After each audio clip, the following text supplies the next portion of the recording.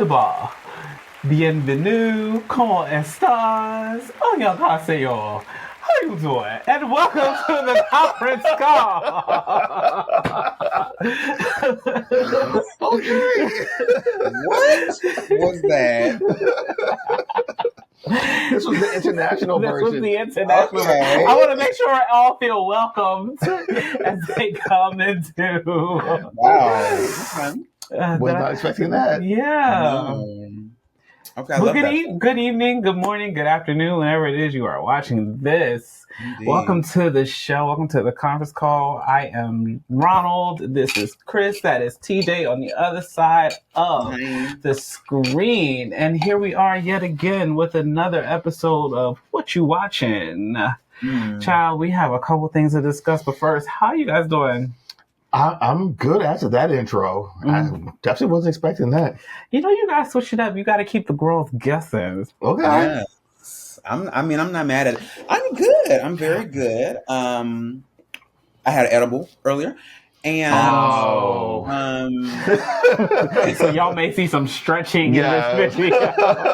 There'll be no stretching, but there is a bubble bath in my near future. I'm very excited. Oh, okay.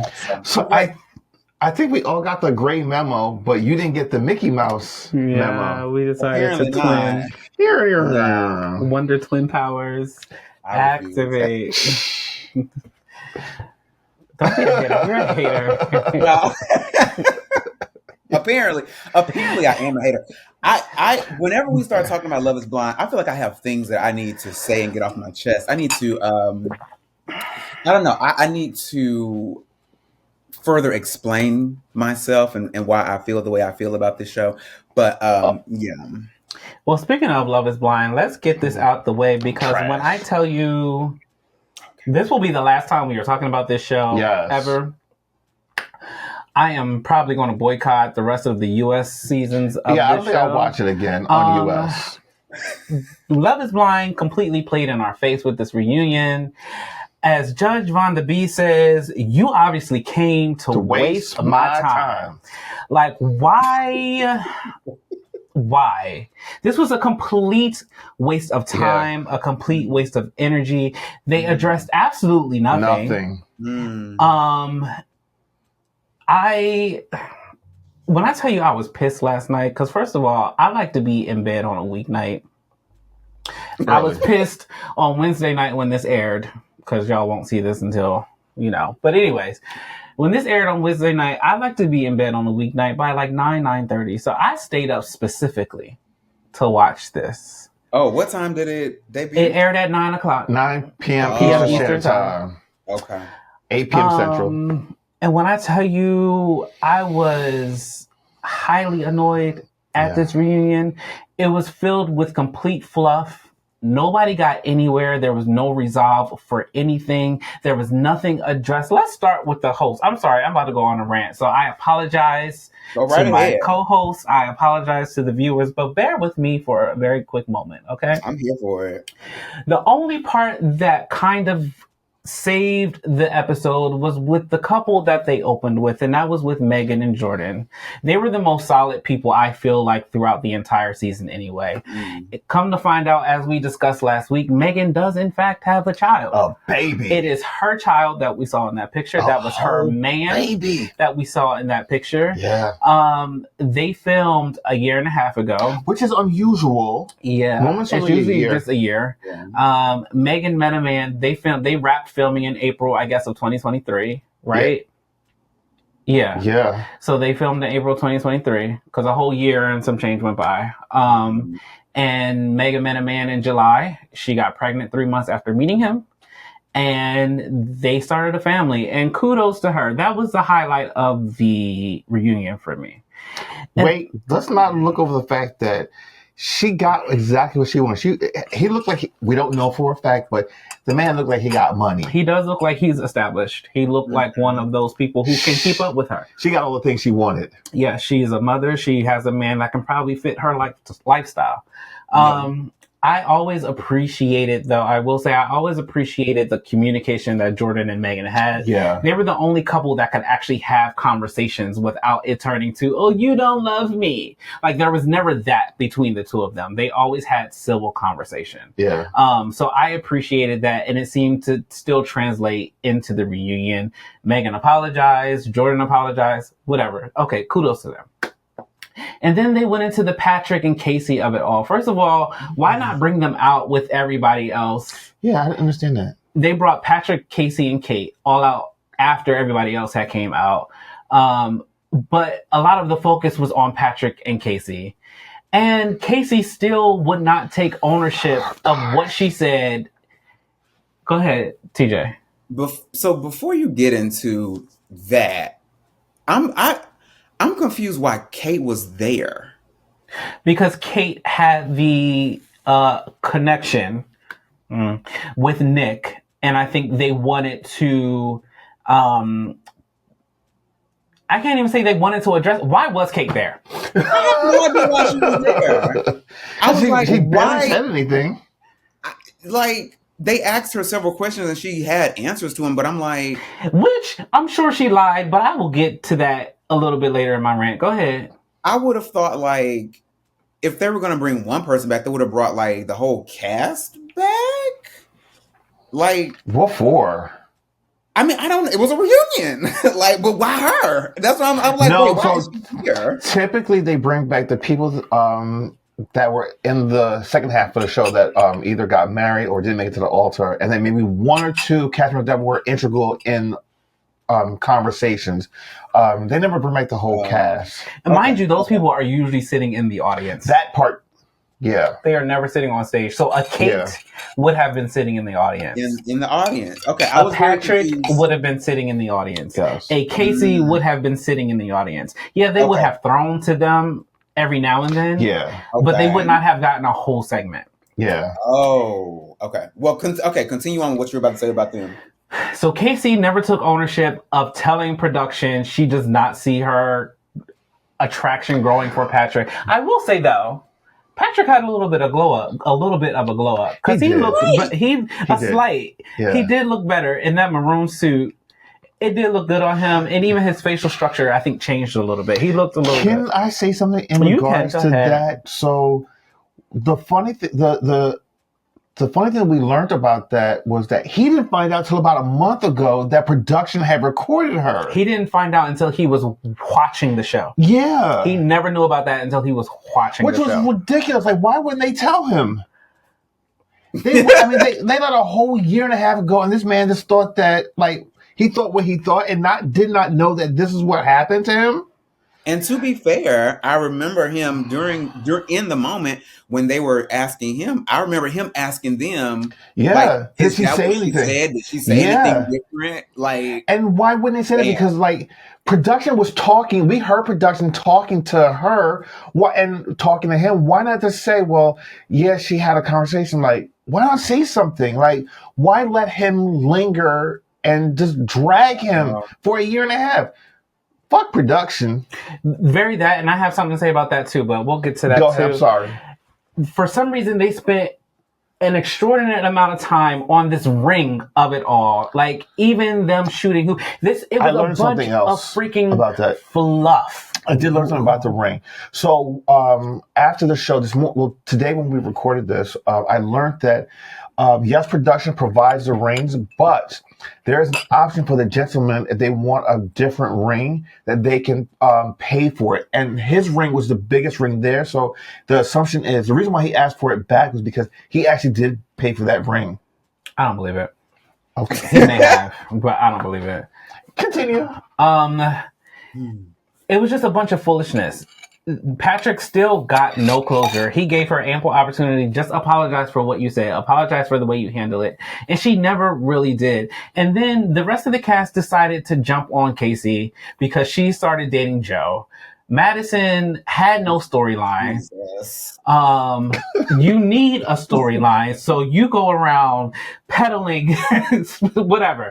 She jumped. First of all, what happened to Madison's face? She looked completely different. Yes, girl got a face lift.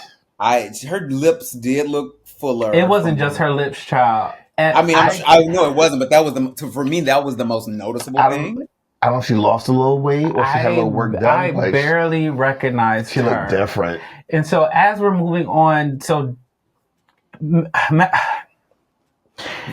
Casey and Joe apparently went on several dates. They dated for about a month and a half. So that transitioned into the Madison and Joe of it all, right? What were Nick and Vanessa there for?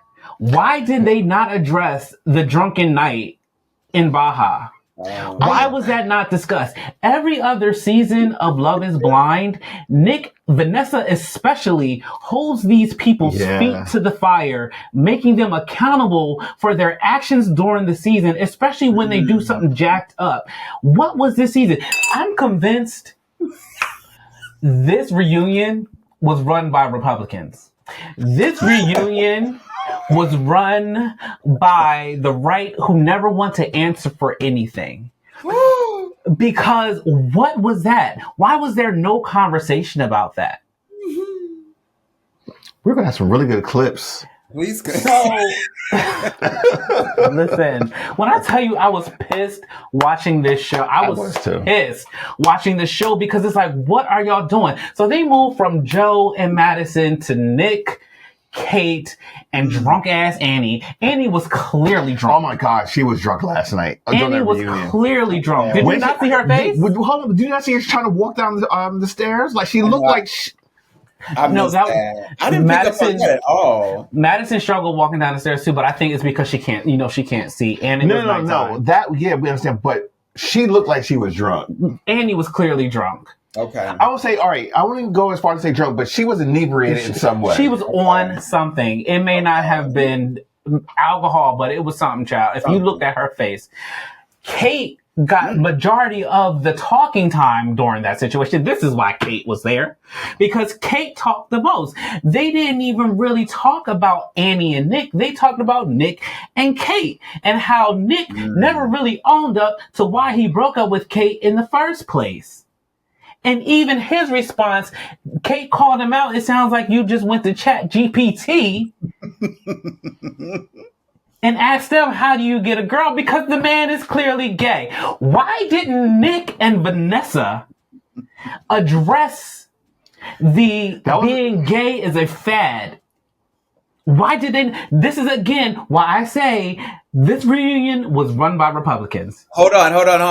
I would like to point out right now, I would love to point out right now that they surely did not address that, but they made sure to address the fact that somebody says something wrong about type 1 diabetes.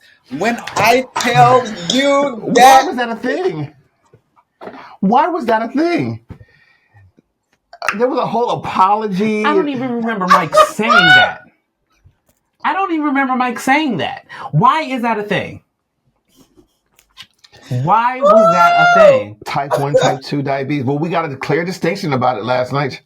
And they addressed Joe talking about Nick at the bar when he said he only looks like he does missionary.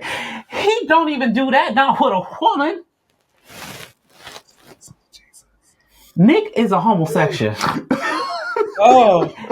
When your mother comes to you as a kid, mothers always know. I'm telling you, mothers know. When your mother is telling you are gay. Mine didn't apparently, but go ahead. I mean, well. She probably didn't admit that to you. But or didn't want to admit herself. You on a roll. Keep going. Please. I'm enjoying it very much. No, because there are still more people to talk about. I just don't understand. They let these people skate by without any acknowledgement to anything. So again, I ask, what was the reason, as Cardi B said, what was the reason for this reunion if y'all aren't going to talk about anything? So let's jump to KB and Edmund. I feel like I miss people because Allie and Anton don't matter. KB and Edmund, production, read between the lines. Production. of Netflix's Love is Blind US version. And the reason why I say that is because they exploited this man. This man is clearly not mentally capable of being on this show and falling in love and having a stable relationship. If you watched this man talk on this reunion, yeah, it was pretty bad. It was bad. They made this man look horrible. He clearly has some cognitive deficiency. Why would they do that? Not only to him, but to KB as well. And kudos to KB for being grounded in the moment, explaining herself in the moment, coming with her receipts, coming with her. It wasn't even necessarily a receipt. She said she wrote stuff down because she forgets, and she wanted to make sure she addressed everything. Yeah. So kudos to KB she again. Came to work. She came again to work. Yeah. So F Love is Blind for making Edmund, and I'm gonna say this. I apologize to Edmund because he can't help it. I fully blame Netflix and the Love is Blind producers for casting this man when they know he should not have been on this show. Mm-hmm. And I yield my time. Ooh. Jesus. Well, they piss me off. Can you tell? This episode is brought to you by You Came to Waste My Motherfucking Time. Ciao. Do you have anything to add to that? I would like, yes, I would like to add my thoughts, but do you have anything to? Listen, I think between the two of y'all, we got an episode. Well, I don't know. I think mine might be very short in comparison. Okay, well, go ahead. I was thoroughly entertained last night. What? Were you high? You probably was. Well, yes, but I laughed so hard, and it just kept getting better and better and better. Is it because you felt validated for how you were feeling the whole entire season? I mean, I don't even think it was quite that. That was a part of it, but it was the sheer absurdity of the episode. It was the sheer ridiculousness of the episode. My neighbors had to have heard me laugh. I don't think I've laughed that hard and that loud in so long. I needed this episode. He was definitely elevated because it was nothing funny about that. This episode. It was so ridiculous. You are telling me that after we go back and forth, Patrick and what's her face, Casey, after we go back and forth about how you did this and how you felt, but you won't confess to it, and now we got to go back and forth about the ring. You want me to shoot hoops? Yeah, that was like, what was that? It was fluff. I'm telling you, it was pure fluff because they did not want to address anything real. All of it was fluff. But please understand that was the funniest thing in the world to me. You bring an NBA star there to be a part of this. Like, he has nothing to do with this. I'm like, wait. So you want me to air all of my supposed heartache? You want me to face the woman that I was going to marry, and we do this on camera and have all of these hurt feelings exposed and then shoot hoops? When I tell you, I laughed so hard. It just kept getting better and better. The one, Jordan and what's her face, or Jordan? Wait, who is it? Megan and Jordan. Megan. We revealed that Megan had a baby. That's one thing. So I'm thinking about Jordan, like, damn, she done had a baby. Then we reveal. Wait, pause. I wonder if they took longer to have the reunion because Megan was pregnant. Probably. I believe that's probably why. Well, maybe not, because apparently nobody knew. No, one person. Well, she wasn't there. Oh yeah, she wasn't there. The one other contestant that wasn't knew. There. But she may have reached out to production and be like, "Hey, actually, I can't do it because I'm pregnant or I'm, about to give birth any day now, so I wouldn't be able to show up." I think that's probably why, because that baby is a couple months old. It was like 3 months old. She said when they filmed, the baby was 2 months old. Yes. So she was like pregnant. She probably couldn't travel. So We find out that she had a baby, right? Jordan over here, I'm sure, in his feelings about everything. Then we find out that the man is there and in the audience. We put him on camera. Then we show a slideshow portraits of the family. I have not laughed so hard in my life. This reunion actually makes me want future seasons just so I can laugh. Just so I can laugh at the ridiculousness. What is going on this here? This reunion flipped this whole. I felt like I was watching a soap opera. That a really, really good and fun. A really good and funny soap opera. That's what it gave me. I was like, I could watch this again and just laugh. Well, listen, for those that are tuning in for the first time here, that was Isis. Yes, and she's right here looking. It was so ridiculous, but it was on a different level. The whole season has been ridiculous, in my opinion, but it was on crack. This reunion was ridiculous on crack, and I could only laugh because it was so utterly ridiculous. All of these supposed hurt feelings by all these people. You got these motherfuckers shooting hoops. I was like, this is a circus. This is a circus, and I'm thoroughly entertained. Again, this is why I say this episode was brought to you by Republicans, because every time they get on the TV, it is what? A circus. Yeah. No. It is always a look over here so you don't see what we're really doing.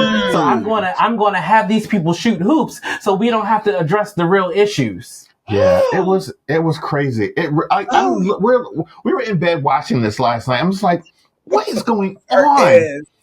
What is going on? They're not talking. I mean, look, and here's the thing. Their internet and social media went crazy today because everyone saying the same thing. What the fuck did I just watch? Like, why did they even have a reunion?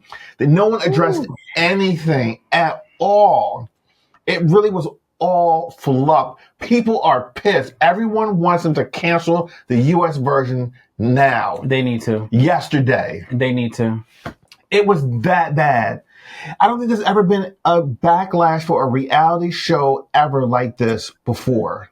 So let me say, from what I gather as a first-time watcher, and from everything that y'all have said, we apologize. And from what I've heard from other people on social, it does seem to me that whoever is in production this season are not the same. It's not the same production people from seasons past because everyone is up in arms with this season. And again, I'm only watching what I've watched. I have no prior knowledge, so it does sound like there is a stark difference between the production of the seasons past and this one. So, well, I think so. Last season was bad, but this was horrific. This was like a train wreck. I think that last season literally set the stage for this season. At least people got married last year. But like this was like the train fell off the tracks from episode 1. Right? Oh, I don't even know. And normally they bring back the couple from last year that got married. They're still married. I don't know. And normally you get an update on like the couple from last year. They weren't even there. None of the other couples were even. They always bring back They usually bring back the successful couples to have them like sitting in the audience, and they give updates. Like some of them are pregnant. You know, they will have updates. But like this, and they've never had it outdoors outside of a studio. This was done outdoors. I want to know where this was filmed. This season was completely different, and I don't know. Like we said, also, normally it's shot live and aired live. Mm-hmm. This was pre-recorded, so they wanted people to watch. They recorded this and they put out a trailer last week to say, "Come and watch this."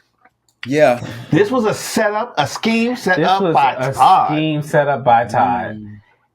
As I said earlier, y'all obviously came to waste my time. They played in my face. I feel personally offended. Obviously, I do. Only now. Do I feel it. No, the whole season. The whole season. I feel as though You're insulting my intelligence at this point. I feel like, you know how you get lied to when you know the truth? Mm-hmm. This whole season was truly a scheme set up by Ty. I'm pretty sure Phaedra defended these people in some type of way. Oh, not Phaedra. That's so interesting. Welcome to how I felt the entire season, though. From day one, that's how I felt, and it's so interesting now that on the on the reunion or the finale, it's almost like the roles have been reversed. This is so interesting. What I will say about KB is that that's a woman. KB is a woman. Yeah. KB is a woman. I've liked her since day one. I have no qualms with KB besides the fact that she even did the show. I think she's better than that. That's a woman. She came with her notes. She wanted to make sure she got everything taken care of and aired out. You know what it is? I think she wanted to make sure that she was portrayed in the positive light because she knows that what production can do and how they can set her up to make her look bad. There's like any other black woman. She was like, you're not going to do this to me. I'm going to make sure I have my notes, my receipts, and tell you exactly what it is. And she saw what he was doing as far as like, when the cameras were rolling, he was one way. When the cameras weren't rolling, he was another way. And I'm going to air it out. This man could not say the word manipulative. Child. Why would they have Edmund on this show? He couldn't even say manipulate. So, everybody on the internet has diagnosed this man with something. I'm not even qualified to do that, so I'm not even going to say. What I will say is that Edmund is, and very clearly is, very emotionally immature. I don't think that's up for debate. And so it is unfortunate that's the part of him that we saw. Going back to KB, I love how she handles him because she understands that he is emotionally immature. So even for her to apologize to him in the moments when she was like, I shouldn't have yelled at you, I shouldn't have called you names. To me, that shows one, a level of maturity, a level of emotional maturity, which that was never up for question with her. But it also just shows her true, in my opinion, her true care for this man, this other human being. And once again, that's KB. KB is naturally empathetic. So once again, if I have to take anything away from this entire season is I'm Team KB. I'm Team KB. I have been from the beginning. I like her as a person. I like the way she handles herself. I like the way she handles her man. She was a good human being. Yes, indeed. I fucks with her. Okay, well, I think we beat this dead horse to death. Yes, indeed. So, gone are the days of Love is Blind, season 9. Because honestly, could you even come back from this season? I don't think they could. There is no... Well, they've already recorded the next season. But have they? They have. I know they've casted for them. That's been stated. So here's the thing: if the season is going to come out next year, it usually comes out in February. So they do 2 seasons a year. They do one around Valentine's Day, and then they do another one. That season has been in the can for a while, so it's going to come out. They've already recorded that. Yeah, if it's coming. They might just cancel it. I don't think so because they spent so much money on production already. And that's a lot. That's a lot of money. To Ronald's point last week, they probably do see the amount of engagement and comments being made on this season and be like, it could be trash, but we got a lot of engagement, so let's do it again. I can see that. Because clearly they put this out and they had no qualms about this one. So who knows? Netflix said, "This is my man, and I'm gonna stick beside him." That's exactly what they said, y'all. That's exactly what they said. What I will say down the road. What I will say is Netflix, don't try this shit with The Circle. Do not try this shit with The Circle. You know, we still have yet to finish the We last have not finished the last season. The last season was kind of like, it's been hard to watch. It's been hard to stick with. Like, we were really into it the first couple seasons, but I think it ran its course in this house. I can see it running its course. It's yet to run its course with me, but I can see that happening.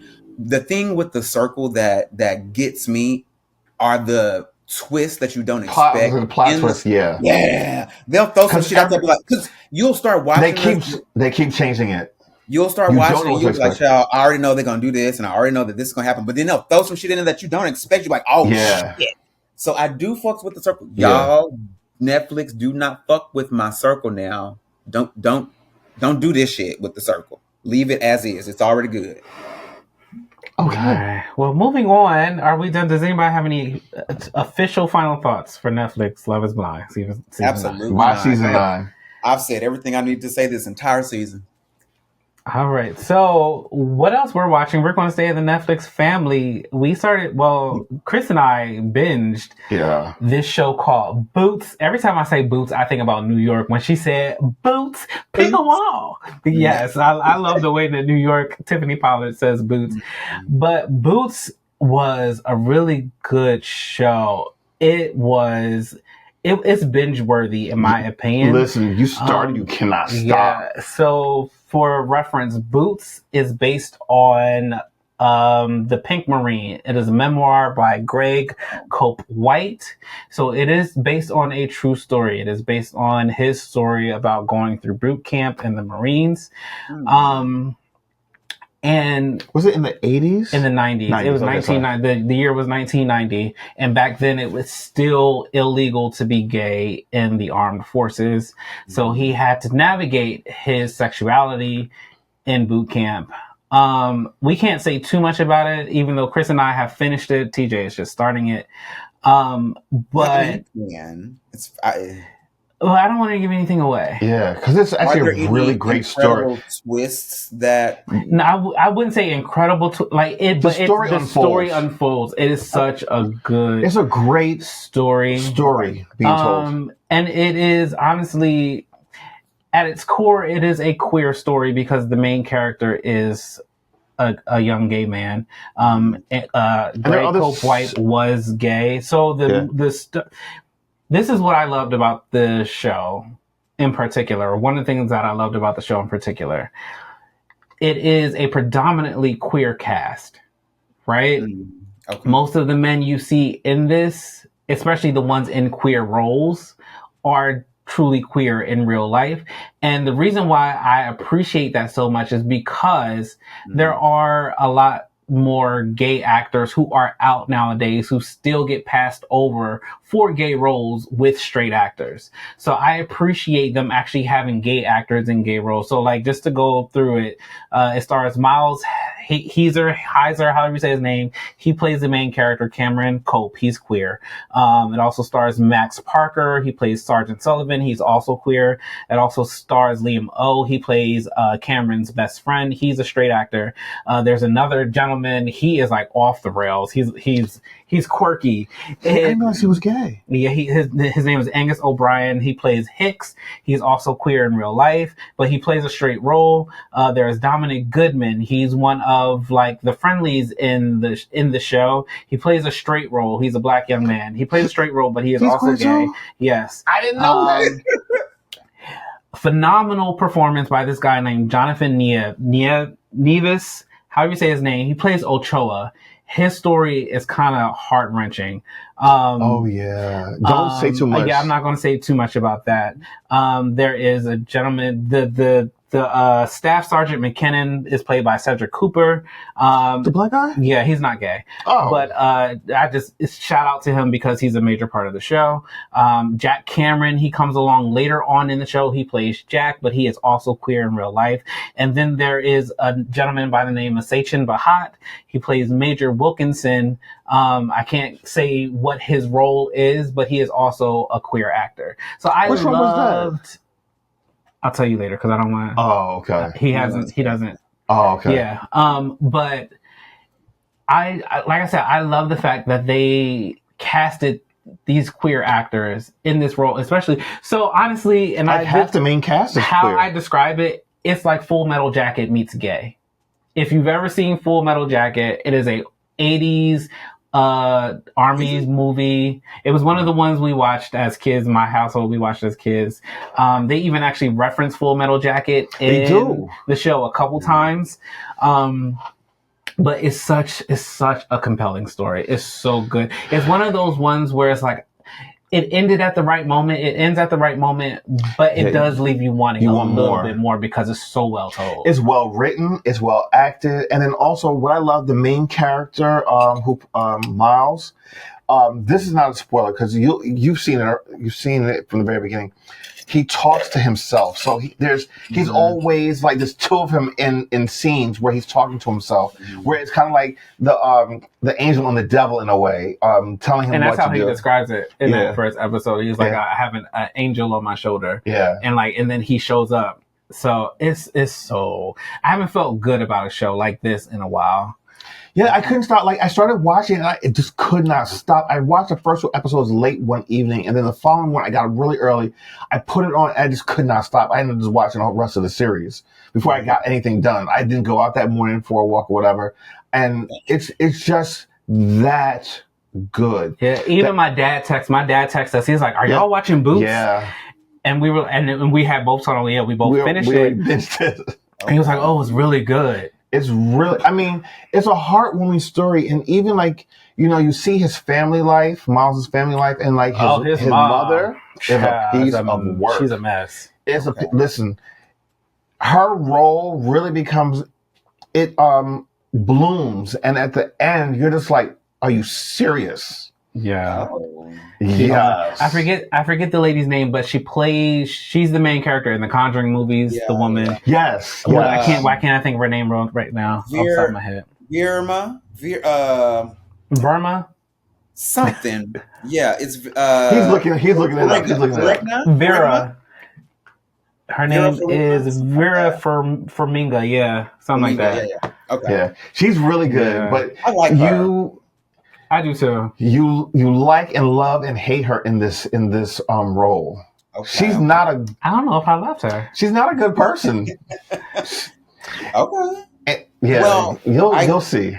Okay. Well, I get the sense that she's not the best mother because I saw the scene when he told her, "I'm going to the Marines," and she was on the phone and she was like, "Where are you going? What? Oh, we'll bring back some milk or something." So it was like, okay, clearly, girl, you're a little absent. Like, girl, he said he's leaving home and she's like, "Bring back milk." Like, you're not listening. Because I don't think it wasn't the fact that she wasn't listening. I don't think she believed that he was actually leaving. Oh, I got it that she wasn't listening. She was talking to the other son. She was on the phone. I very much thought she was just not. Yeah, but she's never been present in his life. Yeah, there are also these gentlemen that play twins. One's a heavyset guy, and then the other is like really fit. Like their story and like how that plays out is like, it is so. I think it's one of those shows I probably will watch again at some point. I would definitely watch it again because there are things that I know that I probably missed. Yeah. Because you're so just like, you're wrapped up in these characters and these feelings. Okay. And like, there's every type of emotion here. There's humor. Yeah, see, we can't say too much because I know that you haven't seen some of these scenes, but like there are things that have like humor, like just like there's bathroom humor in there. No, I'm laughing because this is one of those ones where it's like somebody will hype up a restaurant thinking that it's really good, then they invite their friend to go to the restaurant and I'm like, oh, it's just all right. So this is why I don't recommend stuff to people because I be wanting them to have the same feeling that I have about it, and then if they don't have the same feeling about it, I'm like, I should have introduced you to it to begin with. Just like Jordan told Megan, I shouldn't have introduced you to my son. Like, y'all like that callback though. But yes. This is good though. I mean, okay, I'm not going to say that that's not an impossibility though. But all right, so you've seen the first episode and part of the second episode. What do you think so far about it? I think it's a show that I typically would never have hit play on. But I'm going to see it through. Yeah, I think you will appreciate. I think you will appreciate it more as the story builds. Yeah. And I wouldn't say it was a slow start, but you don't get the crux. Yeah, you don't get the crux of the story until like you've like fully. You have to get. I think you have to get like midway through the second episode to really realize where this is going, and it's just like, then it just starts to peel back like an onion, and it's just like, oh my god, this is so good. All I'm going to say is Sergeant Sullivan, his story. Yes, he's played by Max Parker. Yes. Sergeant Sullivan's story. He was that was a sleeper part of it, but once you start to unravel that was like, it made everything else just made sense about the entire story. Yeah. I mean, what I will say is that what y'all have said just now, like this whole time about it, is making me want to watch it more. It is sounding more interesting, but just me hitting play on it just cold without really knowing that much about it, I was like, well, here's the thing. I would say this. It's not what I thought it was going to be. Like, I don't know if I came up with preconceived ideas or a notion of what this was really going to be about. I heard about it via social media. Like, this is a really good story that people need to watch. And then, of course, someone was talking about how it was listed under the queer section on Netflix. I'm like, okay, well, fine. I didn't even see that. Someone had said that. I don't know if you can go to the queer section if it was actually listed. It showed up in my recommendations as like next watch. It did. So that made me watch the preview for it. But like even watching the preview, it doesn't give you. Not at all. It doesn't really give you what the show is. It doesn't give anything away. And I think I love that about previews. Like, sometimes when you watch a preview, it gives away too much. It's just like, you didn't show all the good parts. Yeah. It shows you little glimpses of things here and there, but you can't piece it together and get this conclusion and how it ends. Like, yeah. It felt so good on how it ended. More than anything, I was like, sometimes you feel as though you get to the end of a series or end of a show and just like, this is a fucking disappointment. Like, this one, you walk away and like, I feel good about it. Yeah. I mean, but like you kind of feel leery at the end of it too because of what the final scene is. Yeah, but it's kind of like, oh, okay. But I mean, they could go further with it. They could, but I would want it to be authentic because it is a true story. Yeah. I would hope that if they do go further, it continues to tell the true story of Cope and what he experienced. I don't want to see something that's like, I mean, obviously a lot of it is fabricated to an extent, but I would still want it to keep true to the main character and what what the author experienced. I will say this too. I think for me, especially growing up, I've always longed for queer stories to be told, especially in a certain way. Like we had Noah's Ark, which was what it was. It was horrible back then. It was the first and the only of its kind. But you would think, given 2025, especially the climate, I would love for more queer stories to be told. I ran across this clip on TikTok. The actor in it posted it, and it's just like, it looks like it's a love story between Black gay men. And just from the clip of it, I'm like, oh my God, I want to see this. I'll send it to y'all so y'all can know what I'm referencing. But I'm just like, okay, I want more of this story. I think it's called Remember. It premiered recently at some film festival, like the pilot premiered recently at a film festival. So that's why he showed the clip of it. And I was like, I want to see where this goes and where this comes from. So I wish we had more true queer representation, not only on screen, but I would love the actors to also be authentic to the role, if that makes sense. Yeah. I feel like at this point, we deserve those stories to be told because there is more than just gay trauma. Mm-hmm. It's the same like with Black trauma. Like Black stories are usually told from some POV of trauma. And it's like, we don't need that all of the time. Yeah. So that's just my take. So I guess that actually reminds me of like a couple of like queer shows, maybe a movie or two that come to mind, but some of them I can't even remember the name of. So there is a YouTube series. I don't know if it even continued, but it was like a YouTube series. It was Black and queer. It was this guy who, it was basically following this guy who was like a Black gay man in some city. I don't remember where. And it was just like, him kind of going about his daily life, him meeting up with his friends and having these like these different like encounters with like different. It was very interesting. I wish I could remember the name of it. My best friend, he started watching it and he sent it to me to watch, and I was like, it's okay. But the fact that it was Black and gay and queer, I did appreciate that. I will try my best to remember what that was. There was something else. I feel like there have been other like, so like these are old movies. But Punks. Did y'all ever see Punks? It sounds familiar. It's like it's like the precursor to Noah's Ark. And I think it was by Patrick Ian Polk as well. So Punks is a very old movie. You can probably never find it. I have seen it. it. Dwayne is in that movie. Dwayne Queen is in that movie. Oh. Yeah. And Rockman Dunbar is like the love interest of You know what? He had talked when I interviewed him a couple of years ago. Now he actually did talk about that. Now I think about it. I don't think I actually saw that one though. It's so. I don't even know how you would even find it these days. To be honest, it's probably on some deep pocket of the internet. But back in the day, I feel like it was not a deep pocket VHS. But it was very good. Obviously, like you said, Noah's Ark. There's some other Black queer something that I'm forgetting about that I feel like I used to watch. But on the topic of not Black, but certainly queer and military, there is this movie that I love. It's heart-wrenching. It's called Soldier's Girl. Have y'all ever heard or seen Soldier's Girl? No. It's good, and it's based on a true story. And it's based on a person who, so I live close to a military base. I live in a military town. And that military base is the one that it's talking about in the movie. It is so good. It's basically like this guy who enlists in the military falls in love with a trans woman. Such a good movie, but again, very, very heart-wrenching. So yeah, all of that made me think about that, especially like Boots. Because I'm like, queer and military. So I will finish this. It's only 8 episodes, right? 8 episodes, yeah. Yeah, I think they're like 41 minutes each. Yeah. But it doesn't, it goes by so quickly. It does. I'll finish it before we record next so we can talk about the whole thing.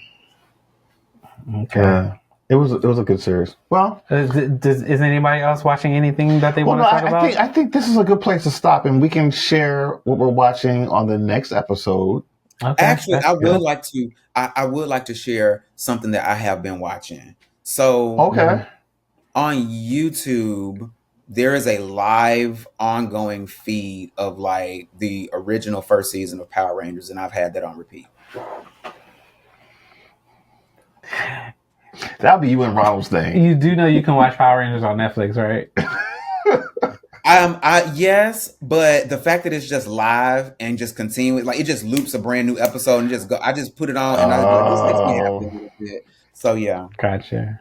Yeah, I get that. I can, and the only place you can watch Mighty Morphin Power Rangers the movie is on YouTube. The fact that it does not stream anywhere, you can't even get it on Apple, but you can watch it on YouTube. I've done that several times, and that will probably be my bedtime movie tonight.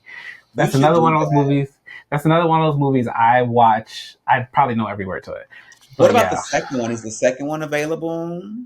Turbo, Power Rangers Turbo. You can buy that. That I think that's on Max. But you can also get it if you wanted to purchase it. Mighty Morphin Power Rangers, the movie, for some reason, you can't get it anywhere but YouTube. You don't have it on disc, on DVD? I do have it on DVD. Oh. That was one of the DVDs I did not get rid of. Oh, I got rid of all of mine.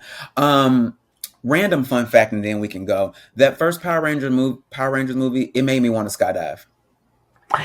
Me too. It's the reason why I love rollerblading. It is also the reason why I wanted to rollerblade. So I could never do the inline skating, but that was a very fun scene as well. I was always the regular skates. I could never do inline skating, but gotcha. They did look like they was having a lot of fun. How you go from skydiving to rollerblading? These children were athletes. These children were athletes. They are doing roundhouse kicks, multiple kicks, backflip. Yes. In high school. Do you know what I was doing in high school? None of that. Mm-hmm. Didn't they have stunt doubles? sometimes. I mean, I'm sure they did, but a lot of the clips, especially in the original series, they're doing it themselves. Like they're doing the roundhouse kicks. Only when they're out of costume. Actually, when they're in costume, you know those shots are actually from the original Japanese show.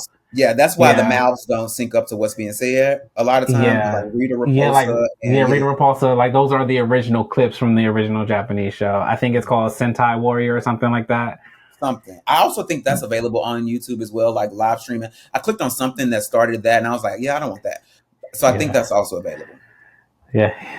Poor baby, he's completely out of it. Yes, it's all right. That was after my time.